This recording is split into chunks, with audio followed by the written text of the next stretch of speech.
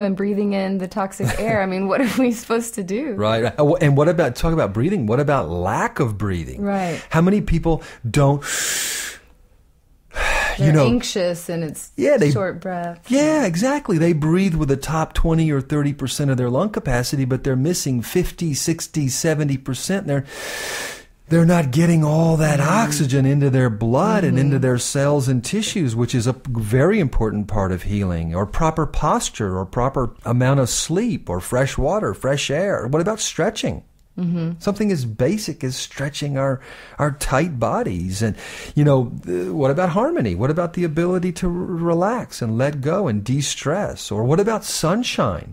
You talk to people up in the Northwest or up in Canada, in places where during the winter they don't get a lot of sun. That's very critical for our health. And what about, just getting enough nutrients or getting enough rich, life-giving foods? And, we could go on for hours about what we're doing. But it's so critical that people tie in the symptoms that they're feeling to these lifestyle choices and these things that we're not doing. People don't realize, people haven't connected the dots. I'm fatigued because of all of this. Right. I'm depressed because of all of this. I have brain fog because of all of this. I'm aging too quickly. My skin is wrinkling too fast and drying out too fast because of all of this. My hair is drying out, and I'm angry and frustrated and negative, and I have these mood swings, and my immune system isn't fighting for me and working for me 24/7 like it should because of all of these things that we're talking about. And all I'm trying to do right now is get the listeners to connect the dots between what we're doing in our lifestyle, the depleting and damaging lifestyle and diet, and these symptoms that make up the walking wounded customer, the walking wounded client that I've seen for the past 25 years.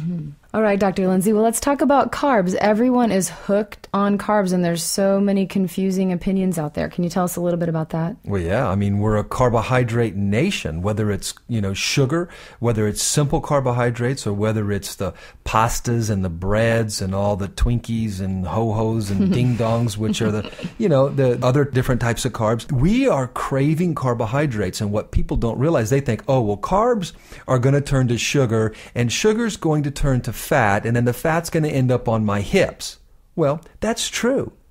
But now I'm going to share with people something much more damaging, much more deep when it comes to carbohydrates. Okay. Carbohydrates, these types of carbohydrates, these unhealthy carbohydrates, they dry out the villi of our small intestinal tract. Now, the villi is where we've got these millions and millions of these like tiny little finger-like projectiles that actually line the walls of our small intestines. And in these villi is where we are supposed to do the final breakdown of our nutrients and absorb it. The villi actually suck or pull all of the nutrients into our bloodstream, where we then stay alive with nutrient absorption.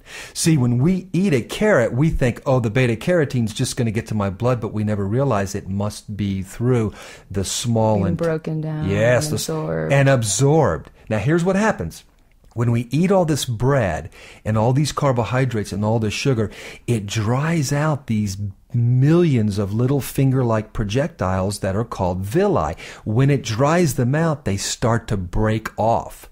They start to chip and break away. Wow. Yes, and when they chip and break away, then we can't absorb our nutrients properly. So we're already getting nutrient-deficient food. Oh. And then our bodies aren't even taking in the nutrients that are there. Correct. And then we can get into poor digestion, the inability to break down our food, and lack of hydrochloric acid, which is an epidemic in North America. Wow. But going back to the villi, when the villi break down and they start to dry out, it causes a condition called celiac condition. Now, the celiac condition is where we can't absorb nutrients, and then it goes into what's called a leaky gut syndrome. Okay. And then leaky gut is basically where perforations or large holes in the gut start to open up, and then we get too large of molecules into the bloodstream. And I don't want to get too technical here, but what I want to tell people, when you damage the small intestinal tract, you are going to get a host of problems, from allergies to sinus problems to immune weaknesses to bloating and to constipation and fatigue and depression and chronic fatigue. And the list goes on and on and on. And the reason why is people have got to understand that the gut is critical. Not just constipation, but the gut, the small intestines. When the small intestines are broken down and they're not absorbing the life from our nutrients, then they're not feeding us. The gut is like our mom. It's like responsible for keeping us alive when we're babies. It's like responsible for feeding us. I call the gut mom. I do. Because it is responsible That's for funny. keeping us alive. Well, it's interesting because I think people are very aware of their stomach, and they're very aware of their large intestine, their colon, but I Yeah. don't think people connect that there's this very Right. large organ. Wow. From the mouth to the rectum, is 29 feet. And everybody now knows, because of years of educating, that if your colon gets backed up, then you can get polluted, blah, blah, blah. Yes. But There's a precursor to that. oh, boy, is there. Oh, is Wow. there. The digestion and the small intestines must be cared for first. And so, Sarah, I have to emphasize that these carbohydrates and all of these sugars and all of these starches and all of this dairy that people are putting in their body, they're drying us out. You know, we actually know it, but we don't know it. When people turn 30 or 35, they don't know why their hair starts getting drier, their skin starts getting drier, and they start buying a lot more lotion. They start slathering all of this lotion all over their face and their body, and they start buying more expensive hair care products, and they don't realize that the reason why they're drying themselves out is because of all of the starch and carbohydrates and dairy and sugar, and that it's drying out the small intestines. Do you know that the way we look externally is the way we look internally? Hadn't thought about it, but it makes sense. If we're dry outside, we are dry inside. Yep. So I'm saying you can drink a lot of water, and the water is going to help a little bit because it's going to hydrate us. But the key is to get in and start to soothe and lubricate and repair and rejuvenate and regenerate the small intestines, getting that villi to start to do its job again. All right, so you're making a connection for us here. It's starting to click. So you're helping people see when they're fatigued, when they're tired, when they're depressed, that it's from the foods they're eating and how that's not being broken down properly. Yes. First of all, it's from the toxins in the food. And then secondly, it's from the lack of nutrients in the food because we're Right. eating an empty harvest. And then the third thing is that we've damaged the villi of the small intestines, and therefore that creates more of a nutritionally deficient situation. Okay, wow. So what's the solution, Dr. Lindsay? How can you help us? Sarah, the solution is that we get more nutrients in our body from our foods. We absorb better. We get more protein, more enzymes, more vitamins, more minerals, more trace minerals, more good fatty acids, more plant compounds like the anthocyanins and the phytosterols, and more antioxidants. The more nutrients we get, the more good fat we get, the more bioavailable whole food nutrients we get, the better our body is going to function, the quicker our healing is going to take place, and the stronger and more nutrients we Great, have. but how do we do that? Better diet.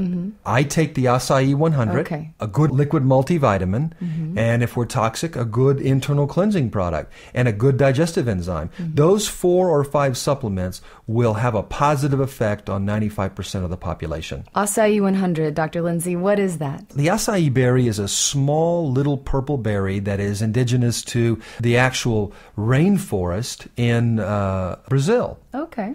And this berry is very famous down in the Brazilian region. It's been used for well over 1,000 years. It has a rich history of helping people to stay alive during times of famine. It's loaded with nutrients. It's one of the most powerful nutritional foods on the planet. So they would just eat the acai berry during times of famine and survive? Yes. Wow. Yes. It has so much fat and so much good fat and so much protein and amino acids and so many nutrients in it that during times of famine, people would stay alive. Now, I'm not telling our listeners to go out and, just only get on the acai no diet.